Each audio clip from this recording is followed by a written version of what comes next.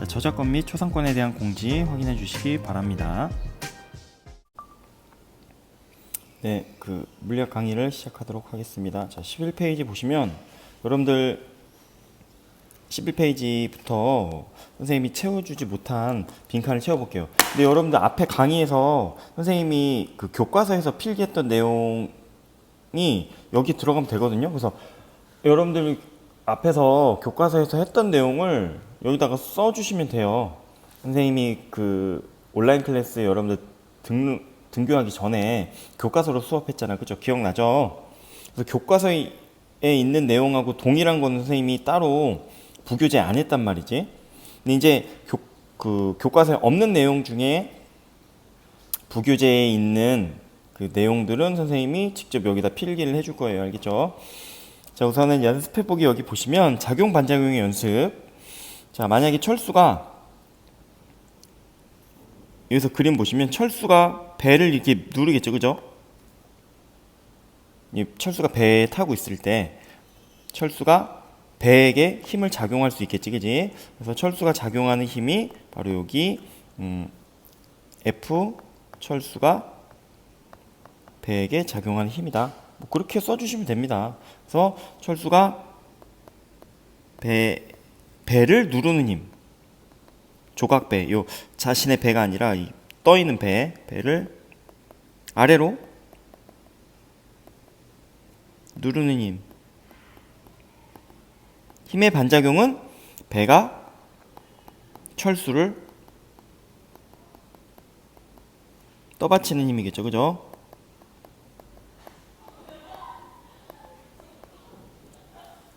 그 다음에 얘의 반작용은 철수가 가만히 있는 이유는 중력이 작용함에도 불구하고 철수가 가만히 있는 이유는 바로 배가 철수를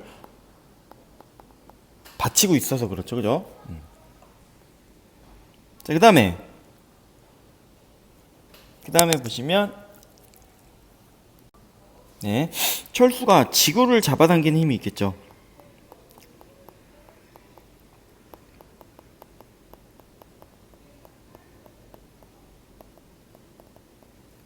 이게 중력이죠, 그죠? 지구가 있으면 철수가 지구를 잡아당기는 힘. 그럼 반작용력은 뭐겠어요? 지구가 철수를 잡아당기는 힘이겠지, 그지? 이게 바로 중력이죠, 그죠? 그래서 지구가 철수를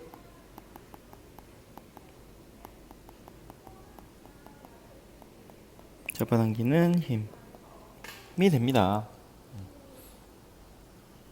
요거 이해 가죠? 그 다음에 배가 지구를 당기는 힘. 배가 지구를 당기는 힘이 또 여기 지구가 있으면 같은 지구인데 지금 작용점이 똑같이 지구인데요. 여기 원래 찍어야 되는데 여기 찍으면은 얘랑 겹쳐지니까 그렇게 안 할 거예요. 알겠죠? 그래서 이렇게 배가 지구를 잡아당기는 힘. 그럼 반작용력은 배에게 작용해야겠죠, 그죠? 지구가 배를 잡아당기는 힘. 지구가 배를 잡아당기는 힘. 색깔을 좀 다르게 해볼게요. 자, 얘는 주황색으로 하고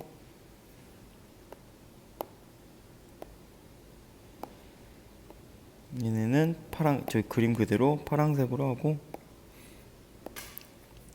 네, 마지막 뭐가 있냐면 얘는 연두색으로 해보자. 배가 물을 아래로 누르는 힘이겠죠.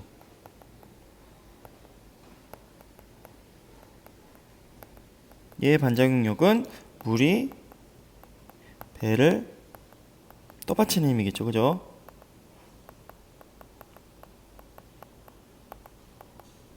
이렇게 해서 필기를 해주시면 되겠다. 그래서 배가 물을 아래로 내리겠지, 그지? 배가 물을 아래로 밀어낼 때 물은 배를 위로 밀어내겠죠, 그죠?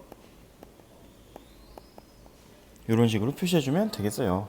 그래서 이제 힘의 평형을 잘 보시면, 자, 여기 배가 지구를 위로 잡아당기는 힘은 바로 지구가 철수를 잡아당긴 힘과 힘의 크기는 같고 방향이 반대겠죠. 즉 철수의 무게만큼 배가 위로 올려주겠죠, 그죠? 철수를 떠받치고 있는 거잖아. 철수가 배를 누르는 힘이 바로 철수의 중력이 되고 철수의 무게가 되고 그 무게만큼 배가 철수를 위로 떠받들어주는 수직항력으로 작용한다 이거예요. 그냥 배 입장에서 봅시다. 배 입장에서. 자, 배 입장에서는요. 철수가 배를 누르는 힘, 즉 철수의 무게와 지구가 배를 잡아당기는 힘, 즉 배의 무게만큼 물이 떠받들고 있는 거예요. 그래서 물이 배를 밀어내는 힘은요, 배의 무게뿐만 아니라 철수의 무게까지 합한 것만큼 물이 위로 떠받치고 있는 거죠. 그래서 물의 수직항력, 즉 물이 배를 떠받드는 힘은 배의 무게 플러스 철수의 무게가 된다. 그래서 얘네 둘이 힘의 평형이다 이거죠. 얘의 합한 값과 얘의 힘이 크기는 같고 작용점은 배에 찍혀 있고 방향이 반대인, 이런 식으로 알아낼 수가 있겠다라는 거예요. 그래서 힘의 평형과 작용 반작용의 차이를 좀 잘 알아두시면 되겠어요. 그래서 철수에 작용하는 힘은요, 철수에 작용하는 힘의 평형 관계, 지구가 철수를 잡아당기는 힘과 배가 철수를 떠받치는 힘이겠죠, 그죠? 그래서 얘네가 바로 그 힘의 평형이겠죠. 지구가 철수를 잡아당기는 힘과 배가 철수를 떠받치는 힘, 얘네 둘이 힘의 평형이다 이거지. 그래서 얘네 둘을 이렇게 복사해서 배가 철수를 떠받치는 힘과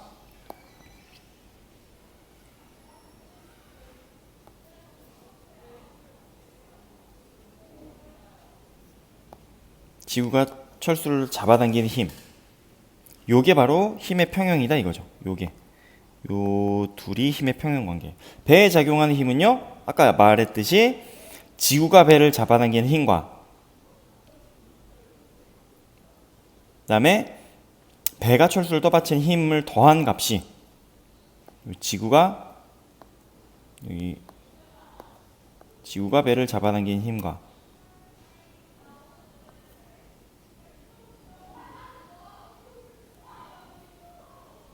배가 철수를 떠받치는 힘,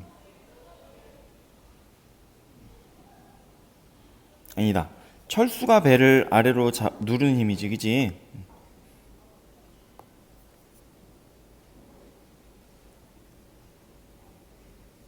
힘 더하기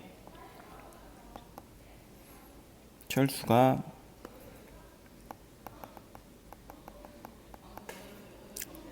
아래로 누르는 힘과 힘의 평형이 바로 물이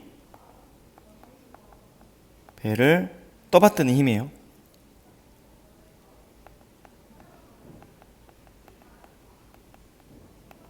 그래서 이렇게 필기를 해주시면 되겠다. 알겠죠? 그 다음에 운동량 보존 법칙 14쪽, 얘도 한번 보자면 밑에 빈칸이 있어서 한번 체크해 볼게요. 자, 운동량은 MV라고 표현하고요. 그죠? 그래서 운동량의 변화량이 충격량이다. 그래서 운동량의 변화량은 나중 운동량 빼기 처음 운동량이다. 요거 교재 선생님이 필기해 줬어요. 요거 교재에서 필기해 줬단 말이야.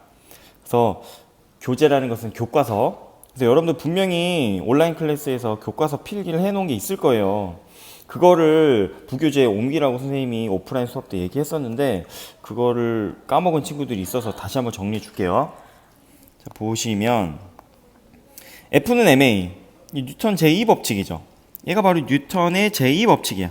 뉴턴의 이걸 쓰라는 거였어요.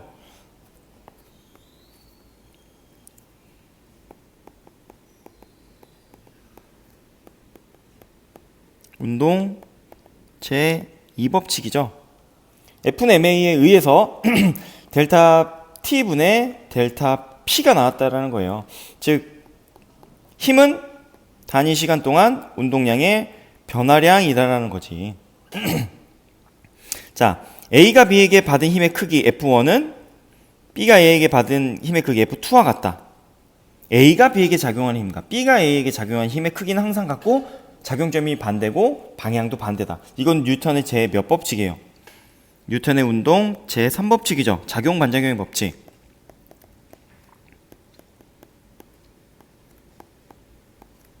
혹은 작용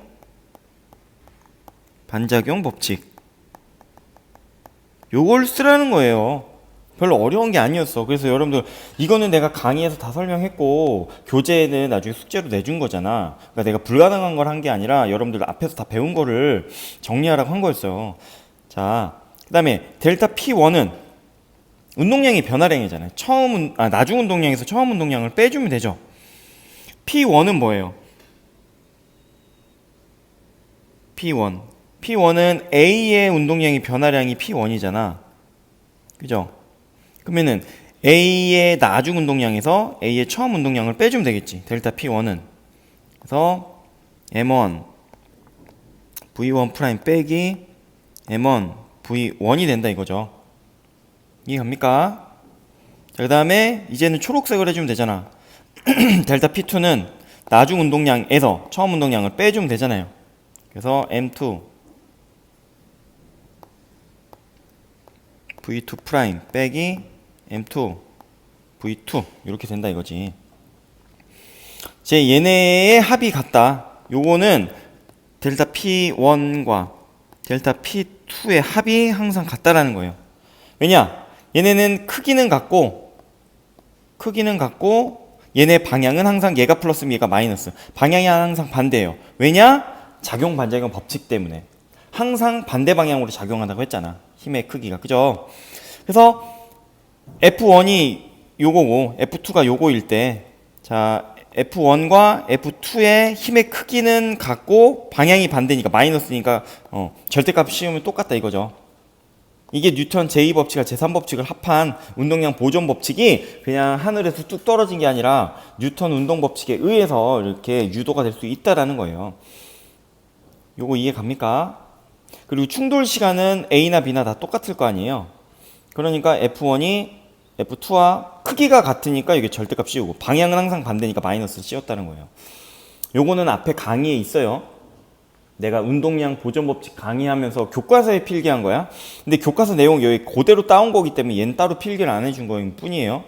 그래서 교과서를 확인하거나 아니면 여러분들 지금 선생님이 지금 필기한 걸로 확인하거나. 자, 그래서 여기 보시면 얘가 델타 P1이죠. 델타 T1, 델타 P1. 얘가 델타 T 아니다. 이게 아니구나.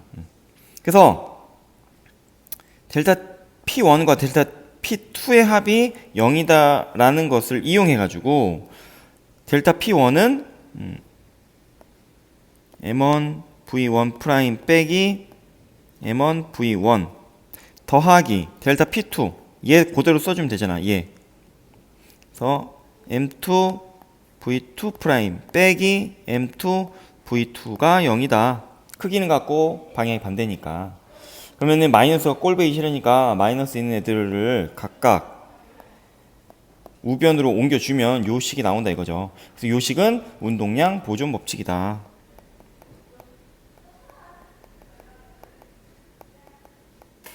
즉 얘가 처음의 운동량이죠. A의 처음 운동량, B의 처음 운동량. 즉 A와 B의 처음 운동량은 A와 B의 나중 운동량과 항상 같다. 이게 운동량 보존 법칙이에요. 이 운동량 보존 법칙은 작용 반작용 법칙과 운동량 보존법 뉴턴의 운동 제2법칙, 가속도 법칙하고 작용 반작용 법칙에 의해서 나온 거다. 새로운 이론이 아니라. 무슨 말인지 알겠죠? 여기까지 필기해 주시면 됩니다. 자, 그 다음에 16쪽. 이건 숙제로 내줬는데 이것도 안 한 친구들이 많아서 이건 문제를 직접 한번 풀어보라고 숙제 내준 거예요. 자, 처음에 속도가 3V인데 나중 속도가 마이너스 V인 거죠. 얘는 플러스 3V고. 그때 충격량을 구해봐라. 자, 충격량 I는 F 델타 T라고 했어요. F 델타 T. 근데 F는 앞에서 델타 T분의 델타 P였잖아. 그죠? 곱하기 델타 T니까 델타 T 약분돼서 얘는 델타 P다. 즉 운동량의 변화량이 충격량이다. 요거 반드시 기억해 두라고 했어요. 요거. 자, 그러면은 그냥 충격량은 운동량의 변화량을 구하면 되잖아. 그러면은 I는 운동량의 변화량이니까 나중 운동량에서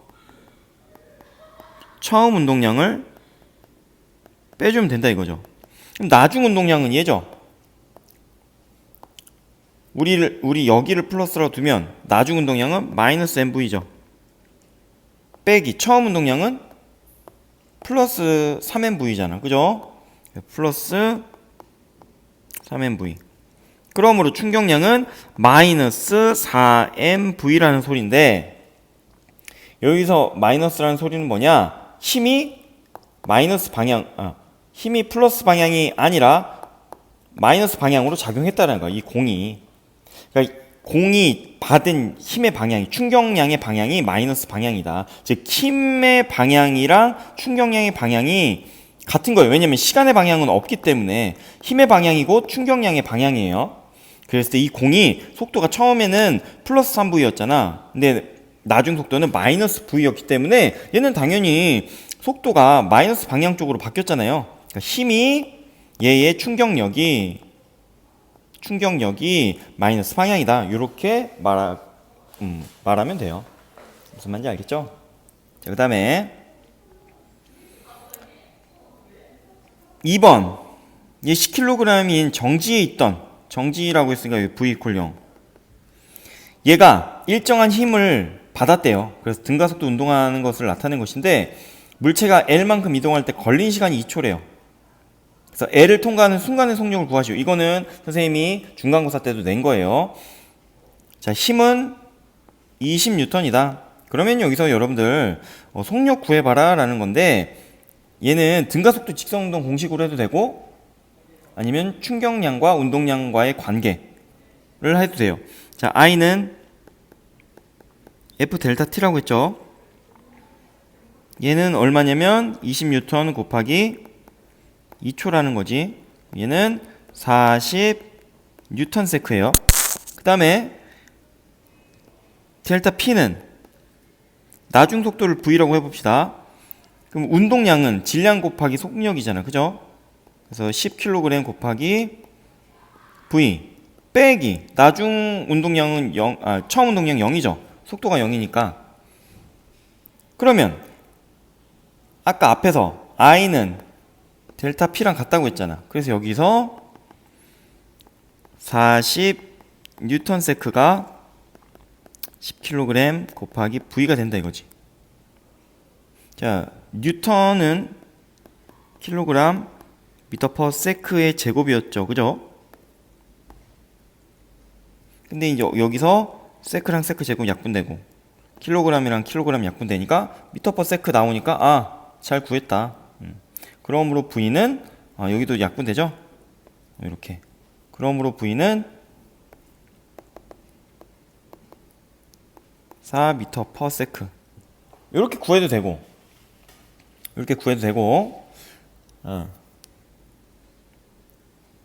아니면 가속도를 먼저 구해 봅시다. A는 n분의 F죠. 그래서 질량이 10kg이고 힘이 20N이니까 A는 2m per sec 제곱이에요. 등가속도 직선운동 공식으로 구하면 자, 나중 속력은 나중 속도는 처음 속도 더하기 A 델타 T였죠. 근데 처음 속도 0이었고 가속도 2m per sec 제곱이고 시간이 2초니까 4m per sec. 이렇게 풀어도 되고 방법이 두 가지다 이거예요. 그래서 얘가 첫 번째 방법, 얘가 두 번째 방법. 그래서 칸을 이렇게 크게 만든 거예요. 그래서 여러분 두 개 다 해 놓으세요. 알겠죠? 자, 그 다음에 3번. 자, 그냥 맨 벽에다 부딪혔을 때랑 스펀지에다 부딪혔을 때랑, 벽에는요, 벽은 딱딱하니까 얘가 충돌하는 시간이 어떠겠어요? 굉장히 짧겠죠. 그래서 FT 그래프에서 얘는 A의 충격, A를 빨간색으로 할게. A가 받은 충격 시간이 굉장히 짧기 때문에 이렇게 곡선 형태로 나온다 이거지.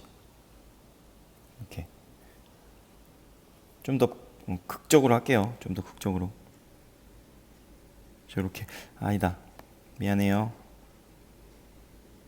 이렇게 얘가 A다 이거예요. 벽은 딱딱하기 때문에 정지할 때까지 걸린 시간이 굉장히 짧다. 그래서 A가 B보다 더 짧다라는 거야. 근데 이제 스펀지나 물렁물렁한 거에 부딪히면은 시간이 길어지겠죠. 그러니까 이렇게 되겠지. 얘가 B다 이거예요.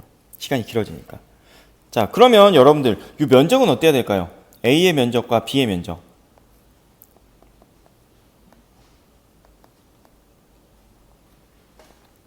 A의 면적과 요 B의 면적. 이 면적이 어때야 될까요? FT 그래프에서의 면적. FT 그래프에서의 면적은 충격량 I예요. 얘는 델타 P라고 했죠. 그치? 운동량의 변화량. 자, 처음에 속도 똑같죠? 얘네 질량 똑같아요. 그러면 처음에 운동량 MV로 똑같죠? 그 다음에 벽에 부딪히고 나서 나중 속도는 둘 다 얼마예요? V 이퀄 0이죠. 부딪히고 난 다음에 속력은 0일 거 아니야, 속도는. 그래서 정지했대잖아요, 둘 다. 그러니까 운동량의 변화량이 A나 B나 델타 PA나 델타 PB가 같다라는 거예요. 그러니까 이 면적이 어때야 돼? 둘이 면적은 같아야겠죠, 그죠? 면적이 같을 때 시간이 TB가 TA보다 더 크니까, 시간이 크니까 면적은 어때야 돼요? 평균 힘은 A가 더 커야겠죠, 그죠? 그래서 A의 평균 힘이 B보다 더 크다라고 얘기할 수 있겠지. 그래서 이 그림을 잘 봐두시고, 평균 힘의 정의가 뭐냐면, 평균 힘의 정의는요, 평균 힘, 이렇게 그래프가 곡선일 때, 이 그래프의 면적이 만약에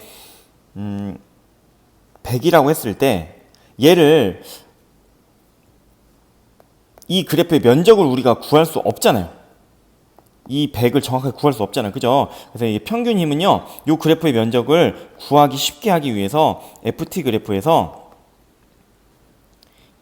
A의 면적이 100이고 B의 면적이 100일 때 이렇게 직사각형이면, 얘가 TA일 때 직사각형이면 이 면적 구하기가 쉽겠죠. 그죠?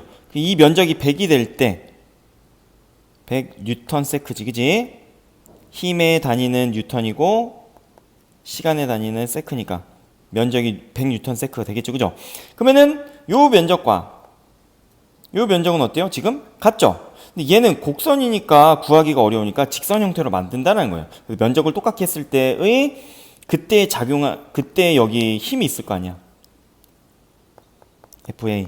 이 FA를 A의 평균 힘이라고 한다 이거죠. 무슨 말인지 알겠죠? 이해 갑니까? 그래서 요때 요 A를 A의 평균 힘이라고 한다 이거죠. 요때 요 A를 A의 평균 힘. 요건 다 강의 때 설명한 거예요. 그 다음에 B 같은 경우 보시면요. B 같은 경우는 시간이 더 길죠? 그러니까 면적이 똑같으려면 요만큼으로 해야겠지, 그지? 얘가 TB가 된다 이거죠. 요때의 FB가 바로 B가 받은 평균임, B의 평균임이에요. 자, 평균임 A가 커요, B가 커요? A가 더 크죠? 시간이 짧을수록 평균임은 더 크다. 왜냐, I는 F 델타 T에서 시간이 작아지면 받은 힘이 커진다. 평균 힘이 커진다. 요것만 잘 기억해 두시면 되겠어요. 그래서 여기까지 잘 필기해 두세요. 알겠죠? 그래서 여러분들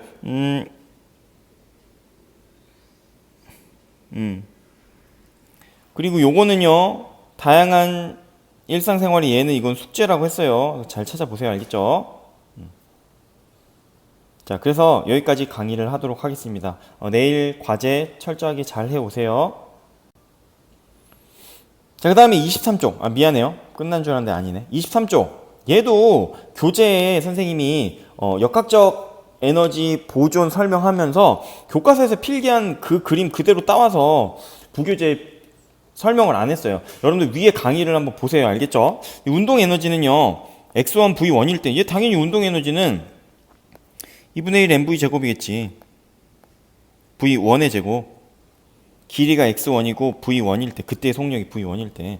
탄성 포텐셜 에너지는 2분의 1 k x1의 제곱이겠죠. 길이가 x1만큼 늘어났으니까. 이해갑니까? 원래 길이에서 늘어난 길이가 x1이라는 거예요. 지금 요 위치에서. 그럼 역학적 에너지는 항상 운동 에너지 더하기 포텐셜 에너지죠. 그러니까 2분의 1 mv1의 제곱 더하기 2분의 1 k x1의 제곱이 된다 이거지.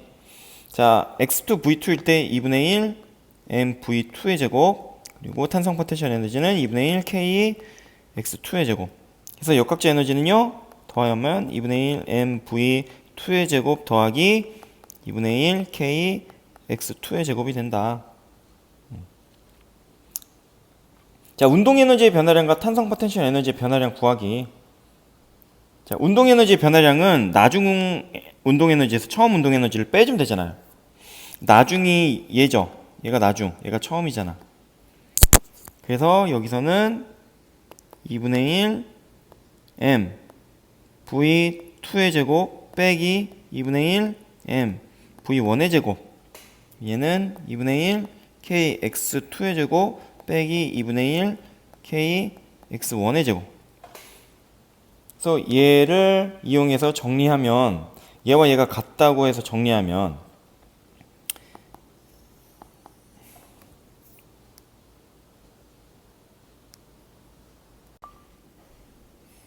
네, 그래서 얘를 이용해서 정리하면은, 자, 델타 EP는, 즉 운동 에너지 변화량은 2분의 1 mv2의 제곱 빼기 2분의 1 mv1의 제곱이죠. 는 탄성 포텐셜 에너지의 변화량 2분의 1 k x2의 제곱 빼기 2분의 1 k x1의 제곱이잖아요.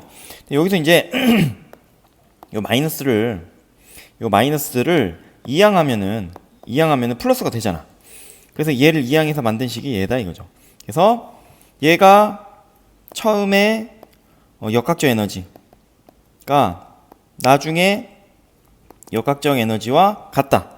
즉 역학적 에너지가 보존된다 이거예요. 언제?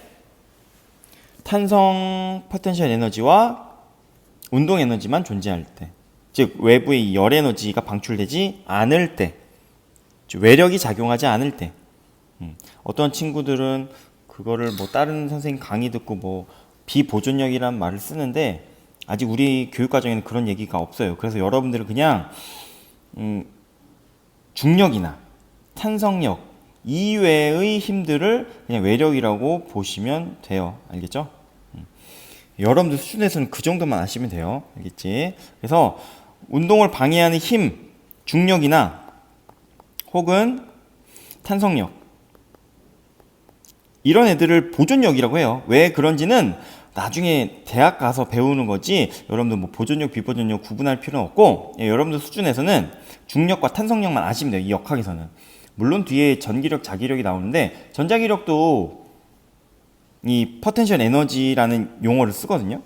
전기 포텐셜 에너지라고 얘기해요.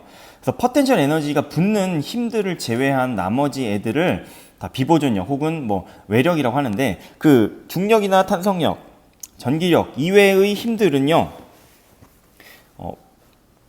그 힘을 받으면 물체가 열 에너지가 발생하게 됩니다. 그래서 전체의 역학적 에너지 중에 일부가 열 에너지로 손실되기 때문에 보존되지 않습니다. 그래서 처음에 역학적 에너지가 이만큼이었을 때 공이 운동한다. 공기 저항이 있거나 바닥에 마찰력이 있을 때 그래서 열 에너지로 요만큼 감소하기 때문에 역학적 에너지가 감소한다 이거죠. 그래서 점점점 공이 튕기다 보면 언젠가 멈추죠. 즉 역학적 에너지가 다 열 에너지 등으로 소비되었기 때문에 그래요. 그래서 우리 일상생활에 열 에너지, 역학적 에너지가 보존되지 않는 얘는 무궁무진하거든요. 요건 숙제. 그래서 얘는 빈칸을 채워보세요. 알겠죠? 그래서 여기까지 하도록 하겠습니다. 자, 고생했어요.